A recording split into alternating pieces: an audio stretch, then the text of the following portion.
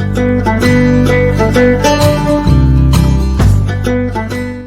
students, I am Gunjan Tandon.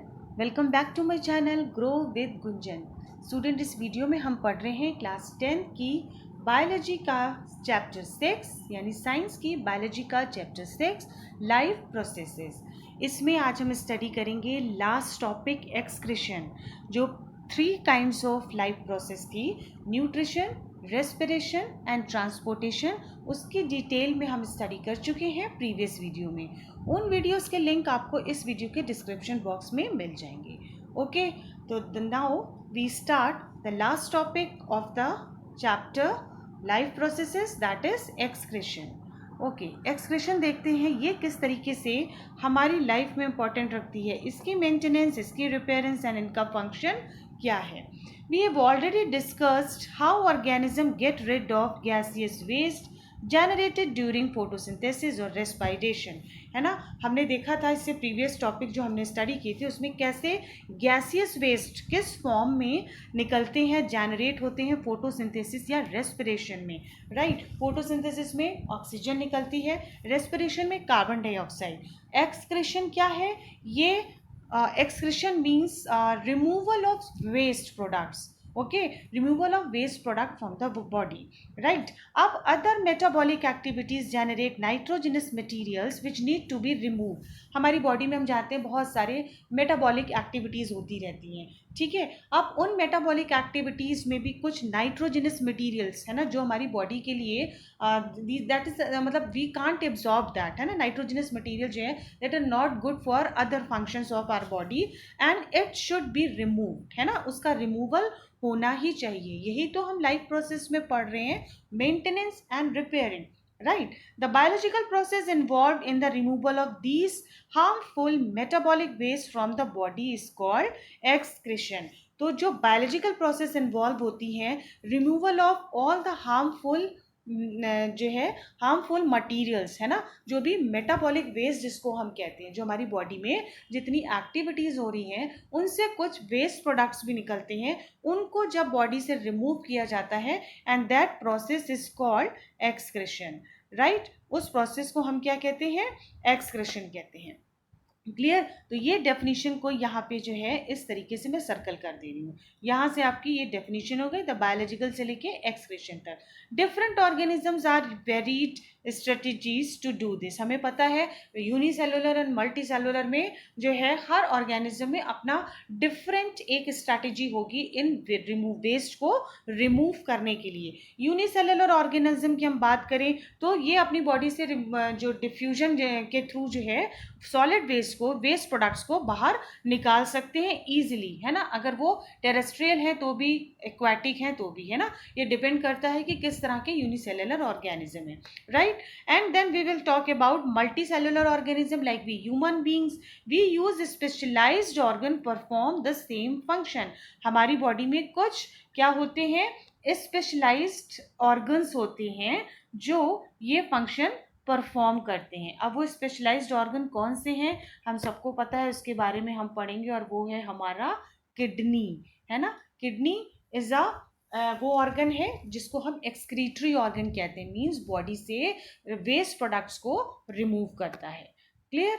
Then आगे देखते हैं अब एक्सक्रीशन इन ह्यूमन बींग्स। बात मल्टी सेलुलर की हुई है, मल्टी सेलुलर ऑर्गेनिज्म की, तो हम एक्सक्रीशन इन ह्यूमन बींग्स को ही यहाँ पर स्टडी करेंगे, राइट। तो देखते हैं ह्यूमन बींग्स में किस तरह से एक्सक्रीशन जो है वो होता है।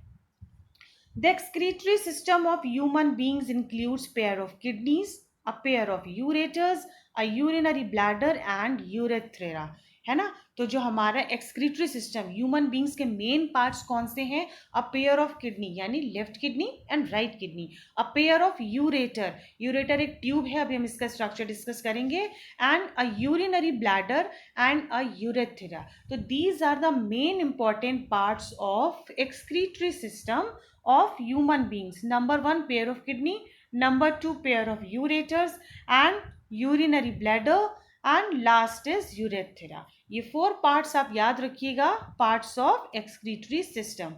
अब where the kidney is located, kidneys are located in the abdomen on the either side of the backbone. हमारी बॉडी में बैकबोन के जो पीछे की तरफ हमारी बैकबोन होती है ना, उसके साइड में, दोनों साइड में, लेफ्ट साइड में left kidney and right side में राइट किडनी प्रेजेंट होती है। Urine produced in the kidney passes through the ureter into the urinary bladder where it is stored until it is released through urethra। अब देखो यहाँ से यहाँ तक किस तरीके से यूरिन जो है पास होता है। यूरिन में क्या क्या चीज़ें होती हैं, urea, uric acid, amino acids, glucose, है ना, एंड अदर नाइट्रोजनस वेस्ट जो होता है वो यूरिन में प्रेजेंट होता है। अब सिंपल एनसीईआरटी में यहाँ पे ये बता दिया गया कि भाई यूरिन जो है वो किडनी में आ गई, प्रोड्यूस हुई, है ना, देन वो यूरेटर से पास होती हुई यूरिनरी ब्लैडर में आई। यूरिनरी ब्लैडर क्या करता है, यूरिन को स्टोर करता है, और देन जब एक प्रेशर बनता है, एक जब उसको लगता है कि रिमूव हो जाना चाहिए बॉडी से, तो वो यूरेथेरा से रिमूव हो जाता है। राइट, देखो इस तरीके का ये हमारी बॉडी में एक्सक्रीटरी सिस्टम होता है। राइट, देखो सबसे पहले यहाँ पे लेफ्ट रीनल आर्टरी, अगर हम इसको देखें, अगर हम यहाँ पे देखें तो ये रेड कलर से जो होगी ये हमारी लेफ्ट रीनल आर्टरी। जैसे हमने हार्ट का सिस्टम पढ़ा था, left atrium, left ventricle, right ventricle, ये पढ़ा था ना, ठीक वैसे ही यहाँ पे जो आर्टरी आती है किडनी की आर्टरी को हम लेफ्ट रेनल आर्टरी कहते हैं। यानी ये हमारी लेफ्ट साइड की किडनी है तो लेफ्ट रेनल आर्टरी। राइट, ये हो गई लेफ्ट रीनल वेन। इस तरीके से ये वाला, ये जो है ये लेफ्ट रीनल वेन है हमारी। देन ये अयोर्टा है ना, ये इस तरीके से ये एयोर्टास कहलाती हैं। देन ये हो गया, देखो यूरेटर, एक ट्यूब आ रहा है, इसको हम डिफरेंट कलर से देख लेते हैं। ये इस तरीके की ये जो लॉन्ग ट्यूब है, दीज आर यूरेटर, है ना। तो लेफ्ट साइड में जो किडनी से निकलेगा वो लेफ्ट यूरेटर, और राइट साइड में ये राइट पार्ट का यूरेटर। ठीक है, देन वेना केवा हो गई, यानी ये वेन्स है मोटी, जो ये वाली ये ग्रीन कलर की अलग से ये जा रही है, इसको भी हम डिफरेंट कलर से देख लेते हैं। ये इस तरीके की ये कहलाती है हमारी vena cava. Then this part is urinary bladder where the urine stores, and urethra सबसे एंड पार्ट है जहाँ से यूरिन जो है बॉडी से रिलीज हो जाती है। तो ये था हमारा पूरा excretory system, pair of kidney, pair of ureter and urinary bladder, urethra, left renal artery, left renal vein and left जो है aorta and vena cava। Right, अब समझ लेते हैं कि किस तरीके से एक्सक्रीशन हो रहा है। How the urine is produced, ये हम देखते हैं how the urine is produced. The purpose of making urine is to filter out waste product from the blood, है ना। यूरिन को फिल्टर करना मीन्स क्या है, ब्लड से वेस्ट प्रोडक्ट्स को बाहर निकालना। Clear, just as carbon dioxide is remove from the blood in the lungs, nitrogenous waste such as urea, uric acid are removed from blood in the kidneys, है ना। जब हमने पढ़ा था डीऑक्सीजनेटेड ब्लड हो जाता है, जहाँ पे कार्बन डाइऑक्साइड की कंसंट्रेशन ज़्यादा हो जाती, मीन्स बॉडी के और पार्ट से जितने भी वेस्ट प्रोडक्ट्स, ये हमने पढ़ा था ना डीऑक्सीजनेटेड ब्लड में, तो नाइट्रोजनस वेस्ट कौन से होते हैं, यूरिया, यूरिक एसिड, ये सभी ब्लड में मिक्स हो जाते हैं। राइट, तो अब जब ये चीज़ें ब्लड में मिक्स हो जाती हैं और ये किडनी में आती हैं, ठीक है, किडनी में इनका फिल्ट्रेशन होता है, कैसे वो हम देखते हैं। It is then no surprise that is the basic filtration unit in the kidney.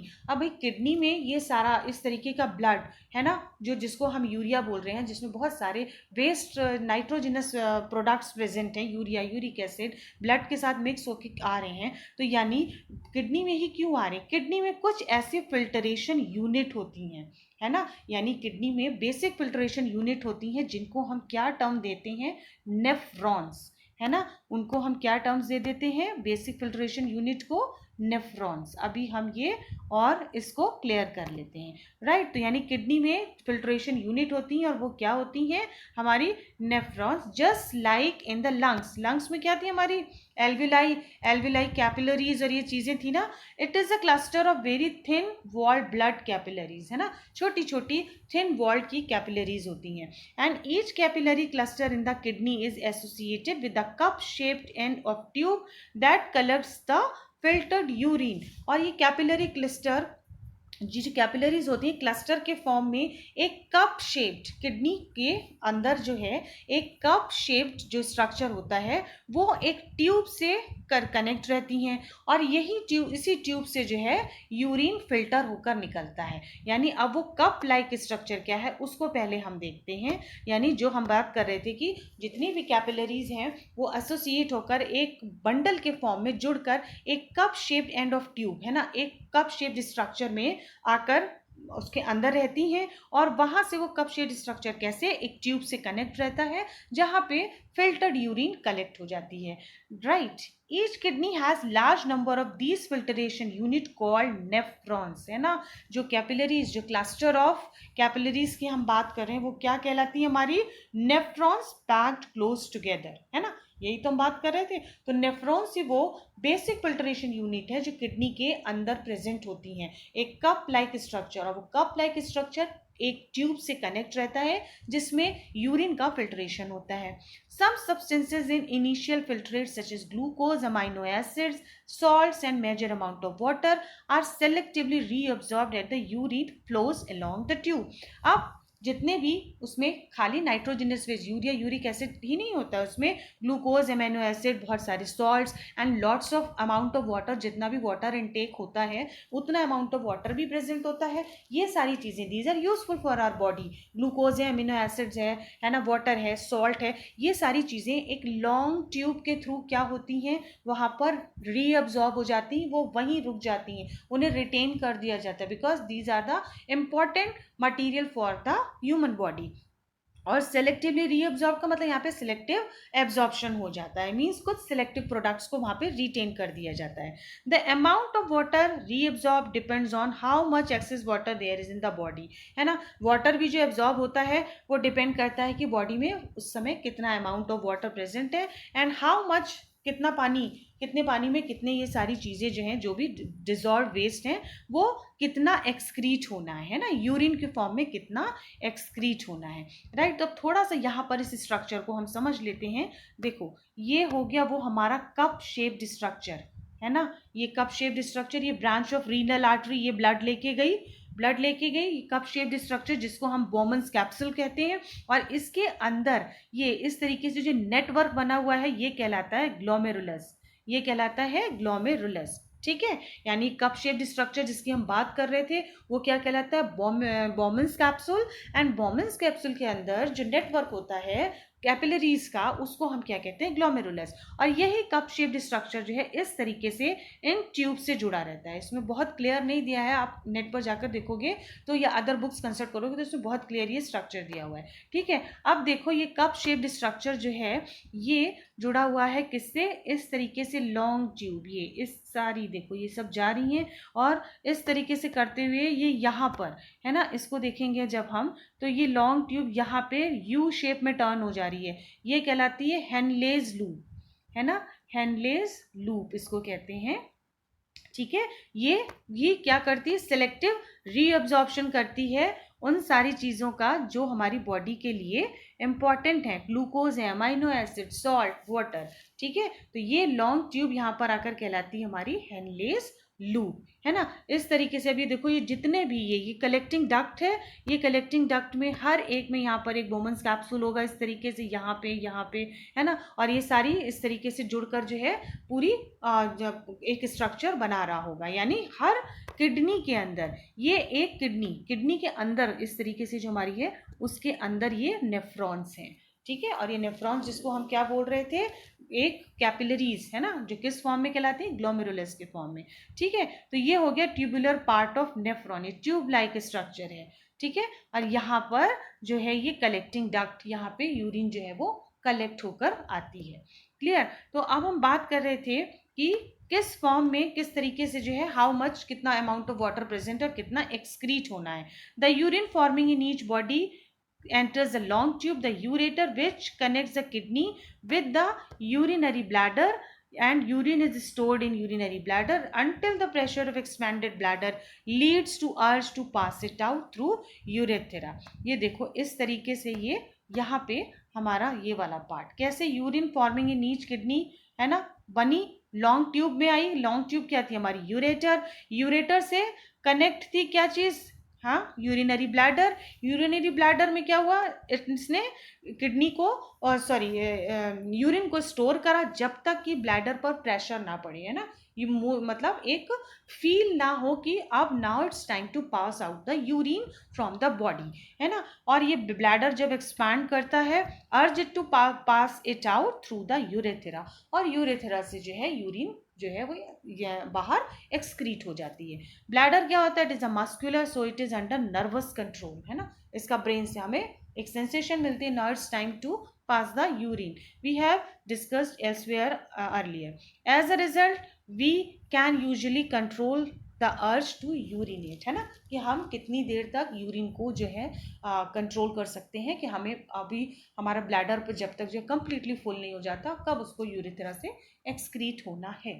So that was all about the excretory system in human being. और क्या था? Pair of kidney, pair of ureter, a urinary bladder and a urethra. किस तरीके से urine kidney से पास होकर long tube ureter में आती, यूरेटर से यूरेटर से कहाँ आती है? वो यूरिनरी ब्लैडर में स्टोर होती है एंड यूरेथ्रा से एक्सक्रीट आउट हो जाती है। सो और किस तरीके का उसका स्ट्रक्चर था ये हमने पूरा यहाँ डिटेल स्टडी किया। So that was about the excretion in human being. Now we will see excretion in plants. It's very simple, हम बहुत सारी चीज़ें पढ़ चुके हैं एक्सक्रीशन इन ह्यूमन बीइंग्स में। ओके, एक्सक्रीशन इन प्लांट्स को हम देख लेते हैं कि excretion plants usually complete different strategies for excretion than those animals, है ना। प्लांट्स की स्ट्रैटेजीज बिल्कुल डिफरेंट होती है। कैसे होती है? ऑक्सीजन हमें पता है फोटोसिंथेसिस में एज अ वेस्ट प्रोडक्ट निकल जाती है ना। इसको हम जो है थोड़ा सा डिफरेंट कलर से और करेंगे तो आपको ये समझ में आ जाएगा। देखो, oxygen as a waste product किस में निकल जाती है? प्लांट्स में, फोटोसिंथेसिस की प्रोसेस में। एंड और कार्बन डाइऑक्साइड किस में निकल जाती है? In the process of respiration, right. Excess of water in the process of transpiration, है ना। ये मोटी मोटी चीज़ें अगर हम अंडरलाइन कर लें तो हमें याद रहेगा, ठीक है। और excess of water by transpiration, right. From other waste plants use the facts that many of their tissues consist of dead cells and they can even lose some parts such as leaves। और leaves जो क्या होती है? dead leaves के form में भी जो है वो उनका एक वेस्ट मटेरियल जो है वेस्ट प्रोडक्ट की तरह वो गिर जाती हैं। many plants waste products are stored in cellular vacuoles। Plants के अंदर जो वैक्यूल्स होते हैं कुछ वेस्ट प्रोडक्ट्स वहाँ इकट्ठे हो जाते हैं, है ना। वेस्ट प्रोडक्ट्स में be stored in the leaves that fall of. अभी बताया था कि जिन लीफ में भी वैक्यूल्स होती हैं वहाँ वेस्ट प्रोडक्ट जो है वो कलेक्ट हो जाते हैं और वो फॉल ऑफ हो जाती हैं, तो इस तरीके से उनका वेस्ट प्रोडक्ट का रिमूवल हो जाता है। And other waste products are stored as resins and gums, है ना। जब हम देखते हैं कुछ प्लांट्स को तोड़ते हैं तो उनमें से कुछ मिल्की प्रोडक्ट जो है वो निकलता है ना। या फिर बार्क में, स्टेम पर हम देखते हैं कि बहुत सारी चिपचिपा सा मटीरियल इकट्ठा हो गया है, तो that is also a resin and gums जो एज अ वेस्ट प्रोडक्ट निकल जाता है, स्पेशली इन ओल्ड जाइलम, है ना, अगर हम स्टेम की बात करें। Plants also excrete some water waste substances into the soil around them. और कुछ वेस्ट प्रोडक्ट वो सॉइल में अपने चारों तरफ निकाल देते हैं, एक्सक्रीट कर देते हैं, राइट। तो इस चैप्टर को आज हमारा यहीं पर एंड होता है। इसमें हमने different kinds of life processes पढ़े। कौन कौन सी थी? NRTE, right, nutrition, respiration, transportation and the last one was excretion. तो ये चैप्टर हमारा यहीं कंप्लीट होता है। इससे रिलेटेड कोई भी क्वेरी हो you can comment me in the comment box. Clear? I hope students it is clear to you all. If you like my video, please like, share and subscribe. Till then, keep watching and keep learning.